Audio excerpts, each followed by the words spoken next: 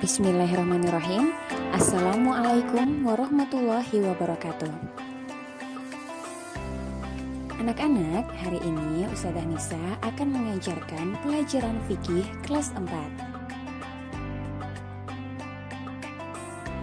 Kita akan belajar tentang sholat Idul Adha. Anak-anak di rumah boleh membuka modul fikih halaman 18. Anak-anak, apa itu sholat Idul Adha? Sholat Idul Adha adalah sholat sunnah yang dilaksanakan pada hari raya Idul Adha, yaitu tanggal 10 Zulhijjah. Sholat Idul Adha hukumnya sunnah muakkad. Artinya, sholat Idul Adha adalah ibadah sunnah yang sangat dianjurkan mengerjakannya. Sholat Idul Adha disyariatkan oleh Allah SWT pada tahun kedua Hijriah.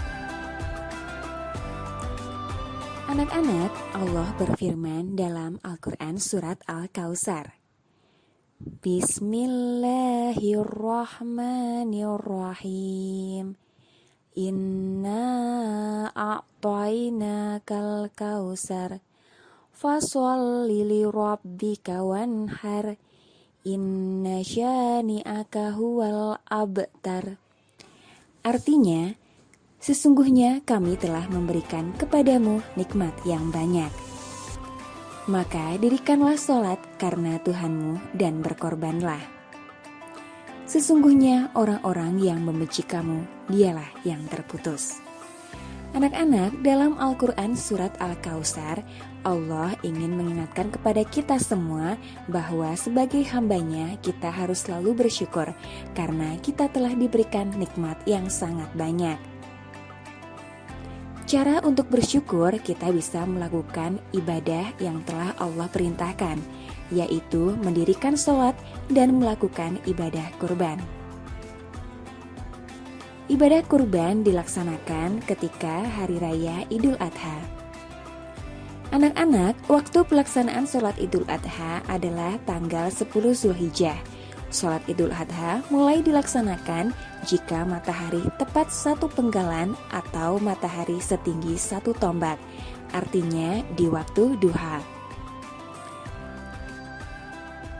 Sholat Idul Adha dikerjakan sebanyak 2 rakaat. Rakaat pertama 7 kali takbir setelah takbiratul ihram, sedangkan rakaat kedua 5 kali takbir setelah bangkit dari sujud. Anak-anak, dalam sholat Idul Adha ada beberapa adab-adab yang harus kita perhatikan. Pertama, mandi, memakai wangi-wangian, dan berpakaian yang terbaik. Kedua, tidak makan dan minum sebelum sholat. Kita dibolehkan makan dan minum namun sedikit saja sebelum sholat Idul Adha. Hal ini tentunya dilakukan untuk menyegerakan sholat Idul Adha. Ketiga, menyegerakan sholat Idul Adha.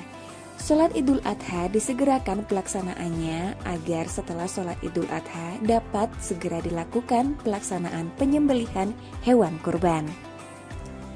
Keempat, memperbanyak takbir di malam harinya sampai hari tasyrik. Hari tasyrik yaitu tanggal 11, 12, 13 Zulhijjah. Yang kelima, mendengarkan khutbah dengan baik. Yang keenam, disunnahkan pelaksanaannya di lapangan.